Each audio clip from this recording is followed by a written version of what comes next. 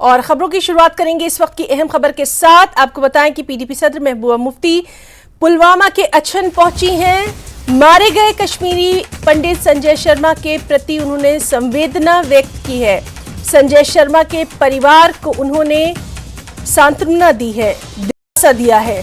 तो इस वक्त की अहम खबर, पीडीपी सदर महबूबा मुफ्ती तस्वीरों में आप देख सकते हैं, पुलवामा के अछन पहुंची हैं और कल टारगेट किलिंग का शिकार हुए कश्मीरी पंडित संजय वर्मा के अहले खाना को उन्होंने दिलासा दिया है।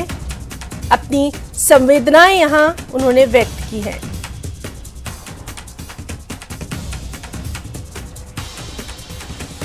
तो कल टारगेट किलिंग का शिकार हुए कश्मीरी पंडित संजय शर्मा के परिवार से मिलने पहुंची हैं महबूबा मुफ्ती।